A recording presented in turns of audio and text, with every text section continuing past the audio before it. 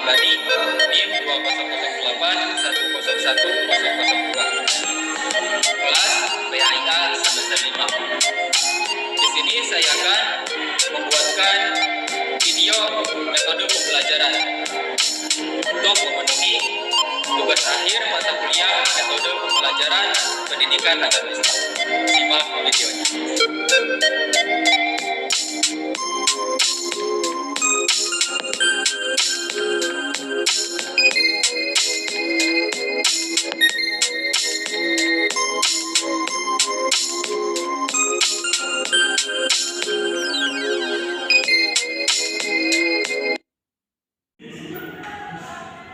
Assalamualaikum.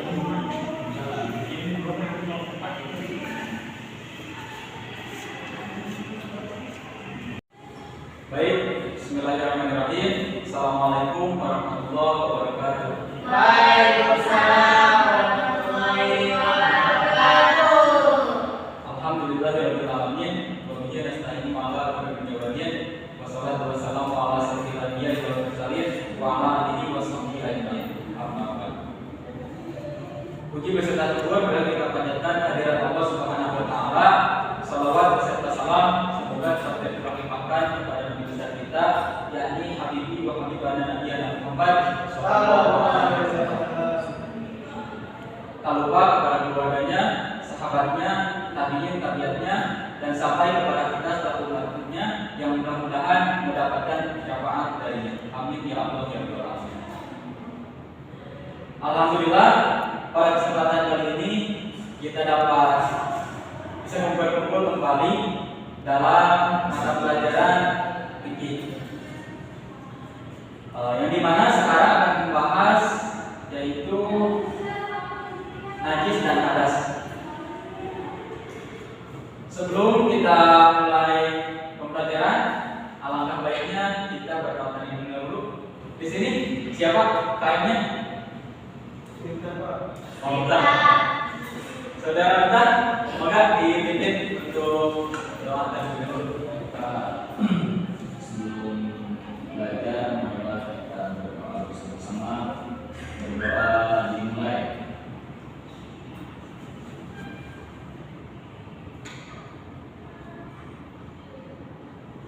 Selesai. Alhamdulillah, kita dimulai pembelajaran dengan doa. Mudah-mudahan kita mendapatkan yang bermanfaat. Amin ya rabbal alamin. Selanjutnya kita bermain video dulu ya, agar kita relate dalam pembelajaran. Bisa berdiri anak-anak sekalian? Mau berdiri.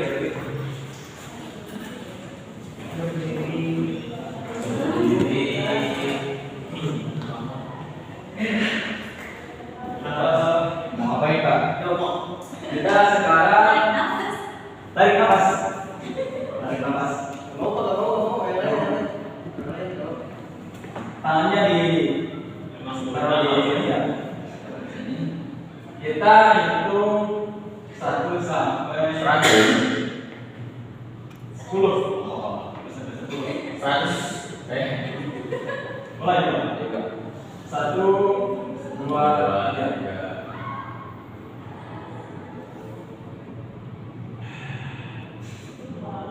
Selesai. Barusan dari 1 sampai 10, kita naik dari 1 sampai 20. Jadi selesai. Kita mulai. 1, 2, 3.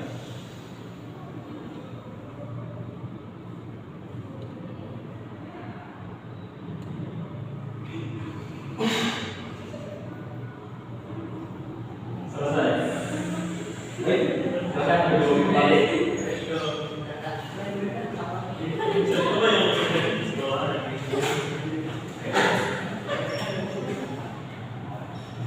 Apakah kalian di sini ada yang hadir?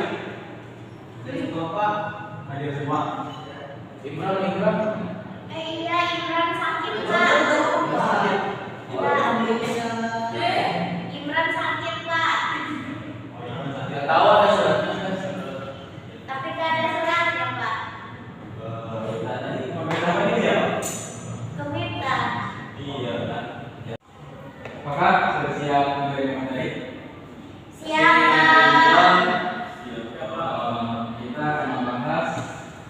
bersuci dari najis dan hadas.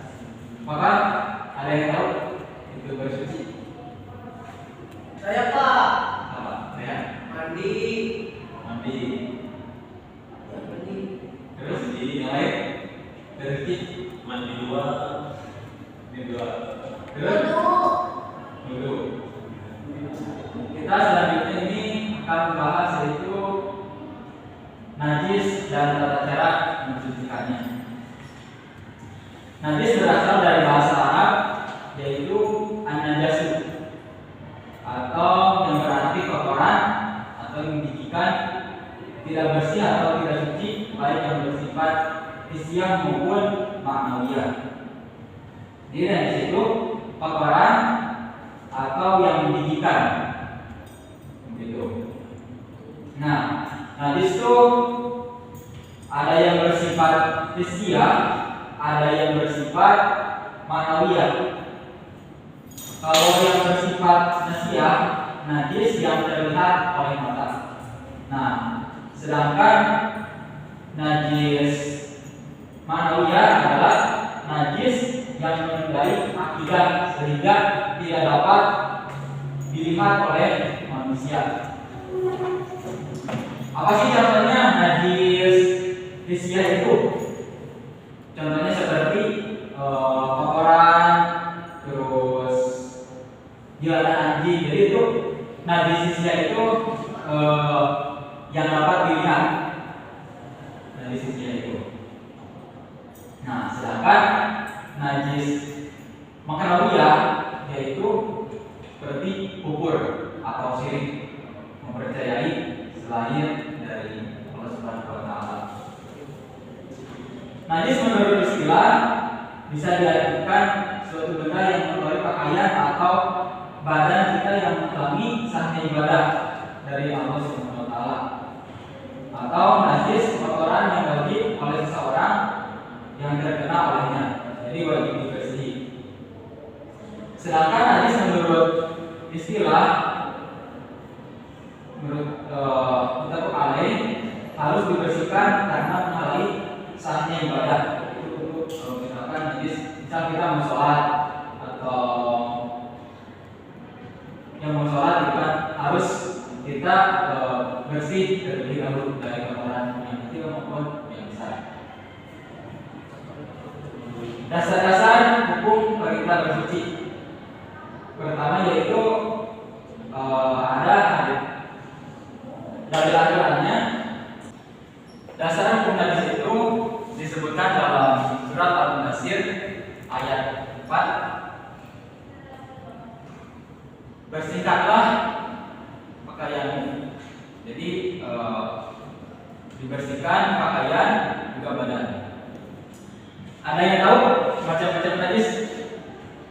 Saya Pak. Berapa di sini? Ada 3. Pertama, Lupa. yang pertama itu pertama kali dari yang lain. Ada yang Apa, tahu? Pak? Saya Pak. Apa? Apa?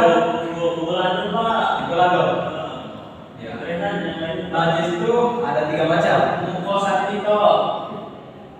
Mu, apa? Mukosatito, gelado. Oh iya, itu Pak.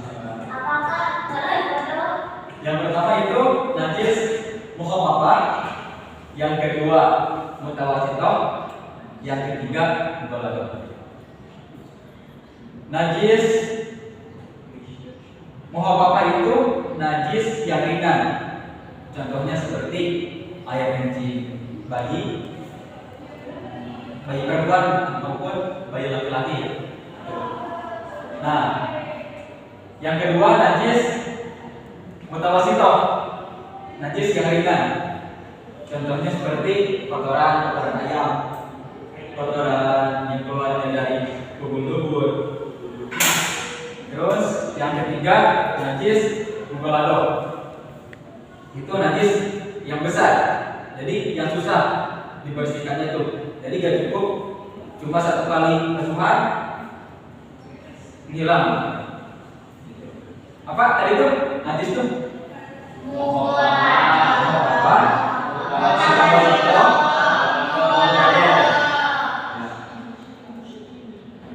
Bagaimana sih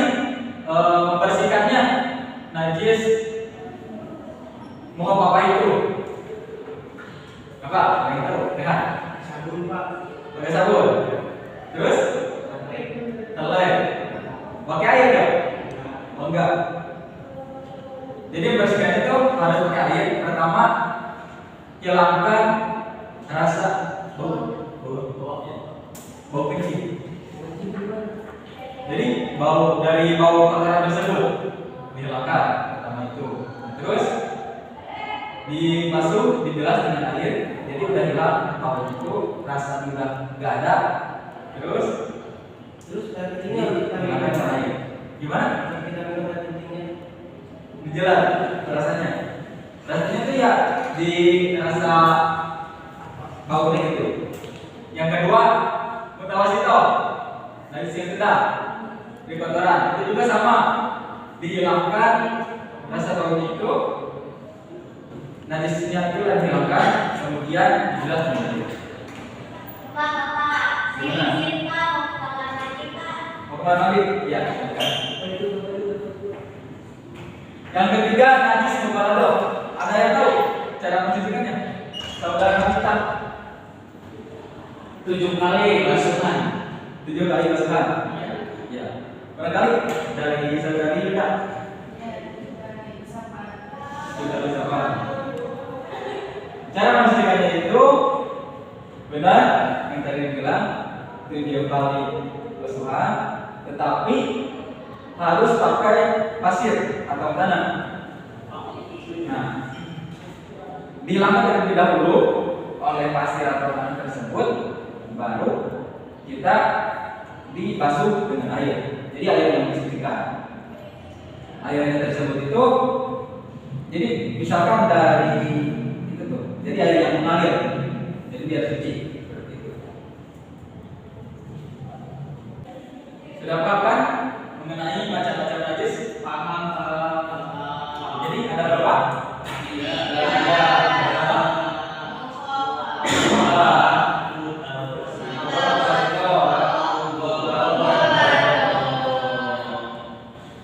Selanjutnya kita akan membahas hadas. Apa sih yang disebut dengan hadas itu? Hadas ialah suatu pada seorang yang hadat hingga tidak ikut agama.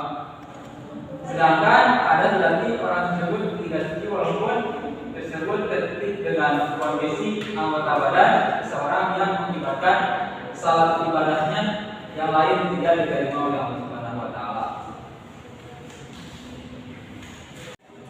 Yang selanjutnya yaitu tayamum. Ada yang tahu tayamum? Tayamum adalah sebagai salah satu bentuk bersuci sangat jarang dilakukan dan kita lihat di sekeliling kita tayamum itu. Nah, tayamum secara bahasa adalah berniat melakukan sesuatu. Sedangkan menurut istilah tayamum merupakan pelaksanaan mengusap debu ke wajah dan kedua tangan dengan syarat-syarat tertentu sebagai ganti berwudu dan mandi besar. Jadi tayamum itu apa? Tayamum itu apa? Ganti wudu. Nah, ya tayamum itu sebagai pengganti wudu dan menjadi pengganti mandi besar karena adanya sebab-sebab. Sebab-sebabnya ada 3. Yang pertama, kelangkaan air. Jadi kita misalkan ada air, tidak boleh langsung tayamum gitu kan. Ada sebab-sebabnya terlebih dahulu. Pertama, kehilangan air. Nah, kehilangan air itu baik secara kasat mata maupun secara rasa. Contohnya, kehilangan air secara kasat mata dalam keadaan bepergian dan benar-benar di tempat tidak air. Sedangkan kelangkaan air secara syarat, misalnya air yang ada hanya mencukupi untuk kebutuhan minum, gitu kan. Jadi tidak ada buat wudu, cuma ada untuk minum doang. Yang kedua, jauhnya air yang tersedia, yang keberadaannya diperkirakan di atas jarak 2,5 km. Jadi artinya jika dimungkinkan ada air tetapi jauh bukan jarak tersebut, maka diperbolehkan bertayamum. Jadi Islam itu sebenarnya mudah. Kita untuk beribadah, untuk sholat itu apabila tidak ada air, kita diperbolehkan untuk bertayamum. Nah, sebab yang ketiga yaitu sulitnya menggunakan air, baik secara kasat mata maupun syarat. Contohnya, sulit secara kasat mata, misalnya air dekat tetapi tidak bisa dijangkau karena dulu kan misalkan sekarang nih dari ada peperangan, tidak ada air, ada musuh gitu kan, jadi diperbolehkan. Terus karena ada binatang buas, binatang buas, gitu kan. Nah, sulit menggunakan air secara syarat, misalnya karena khawatir akan datang penyakit. Misalkan nih kita punya penyakit apa gitu kan di tangan, ya wudu. Nah, kita nanti misalkan infeksi gitu, kalau kena air, nah kita boleh bertayamum. Terus ada ketentuan tayamum. Pertama, ketentuan tayamum itu harus dilakukan setelah masuk waktu sholat. Misalkan nih, minta mau tayamum enggak tepat waktu sholat, itu tidak diperbolehkan. Atau mau sholat duhur, itu jam 9 bukan langsung tayamum. Nah, itu tidak diperbolehkan karena kan keadaan darurat. Yang kedua, jika disebabkan oleh kalangan air, maka harus dibuktikan setelah melakukan pencarian, dan pencarian tersebut dilakukan setelah masuk sholat. Yang ketiga, ketentuannya yaitu tanah yang dipergunakan harus murni, tidak bercampur dengan barang lain seperti tepung, besi, lembut, kering, dan berdebu. Yang keempat, tayamum hanya sebagai pengganti wudu dan mandi besar, bukan pengganti menghilangkan najis. Jadi tayamum itu tadi sudah disebutkan pengganti wudu, bukan menghilangkan najis. Nah, sebelum melakukan tayamum, jika memiliki najis harus dibersihkannya terlebih dahulu. Jadi kita misalkan ada kotoran nih nanti di tangan, nah itu harus dibersihkan terlebih dahulu. Nah, yang keenam, tayamum hanya bisa dipergunakan untuk satu kali sholat wajib. Nah, misalkan tayamum nih kita untuk sholat duhur, nah sholat tayamum itu hanya dibutuhkan dalam satu sholat saja. Nah, rehan, nanti itu kan mau sholat asar, nah itu udah sholat tayamum, sholat duhur, nah itu tidak diperbolehkan. Jadi, nah, begitu. Jadi ketentuan seperti itu disebutkan. Kalau kita berpuasa kita menggunakan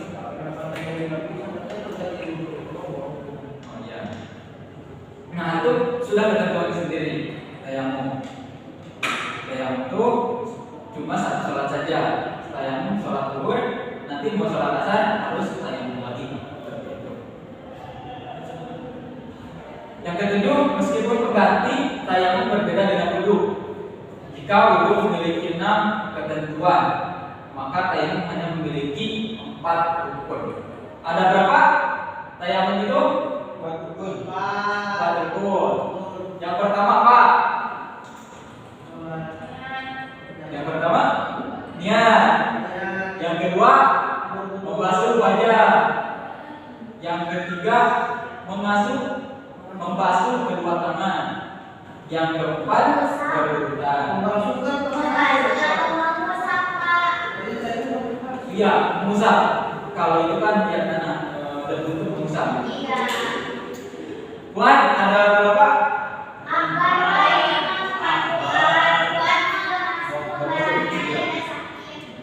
Akbar, ada berapa rukun tayamum?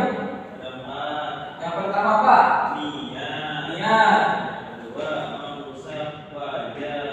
Kedua, mengusap wajah. Yang ketiga, yang keempat,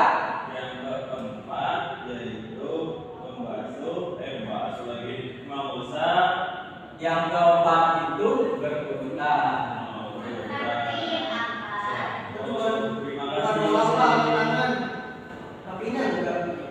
Enggak. Jadi cuma 4 doang. Niat, membasuh wajah, mengusap wajah, mengusap tangan, terus berurutan. Enggak. Dalam tayamum itu rukunnya itu cuma ada 4 doang. Tata cara pelaksanaan tayamum. Jadi ini kan cuma dicontohkan doang, kan? Misal nih ada nanti kita praktek di luar kelas ya, biar langsung nanti sampai itu. Misal kita ini praktek ini itu mencontohkannya saja. Kita lihat, dilihat ya. Niat kita bertayamum, Bismillahirrahmanirrahim. Kita misal ini debu ya, debu di sini, debu diusapkan ke wajah seperti ini, terus dinyalakan. Ya. Nah, terus yang kedua itu mengusap tangan. Selanjutnya ke tempat sini lagi, tangan dari sini, terus sini, ya dinyalakan. Terus ini lagi, tangan sini, ya. Itu harus berurutan. Tidak boleh misalkan tangan dulu atau niatnya nanti langsung membasuh muka, membasuh muka dulu kan ke tangan, nanti niatnya itu tidak boleh, harus berurutan. Untuk mengetahui seberapa mana kalian mengetahui dari ini, Bapak menyiapkan beberapa soal ini. Jadi dalam nanti kalian sebutkan beberapa macam-macam najis, macam-macam tata cara pada dulu ada berapa, nanti sudah disiapkan. Ini ya. Pangan Pak.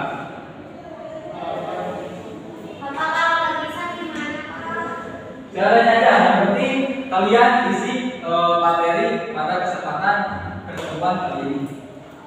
Bapak kasih waktu 3 menit.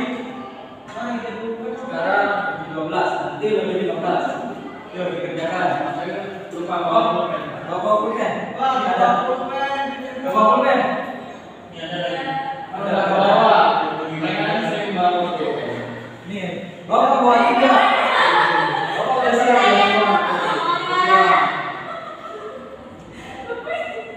Bapak jualan pulpen. 3 menit. Waktunya 3 menit.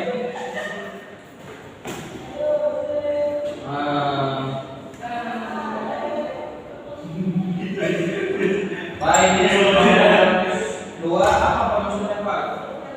Itu najis sama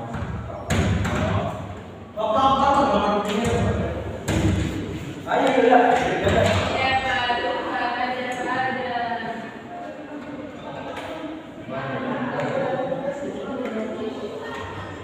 Terus ayo dikerjakan. Waktunya cuma sebentar lagi. Ini apa Pak? Kita mau ngapain Pak? Itu ada soalnya kamu baca di bagian belakang.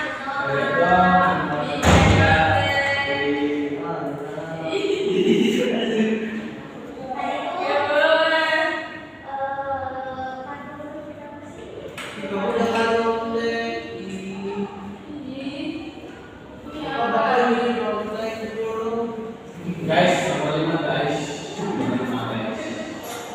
Belum guys. Bapak, ini memang boleh tidak sama komitmen. Iya, tidak boleh. Pekerjaan sendiri. Nah, jadi di yang kalian pahami dalam pertemuan kali ini kalian tulis saja sesuai soal atau tulis. Karena waktunya udah beres, kumpulin ya. Pak saya dulu Pak, satu lagi Pak. Pak, udah. Ini udah kumpulin.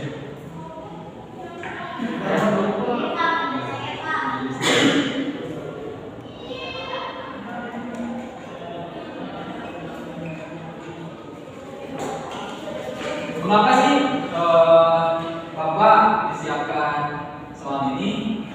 Jadi seberapa paham kalian pada pertemuan kali ini mengenai materi yang sudah Bapak sampaikan? Ya mungkin dicukupkan pada pertemuan kali ini. Semoga bermanfaat dan juga bertemu dalam pertemuan berikutnya. Pulang.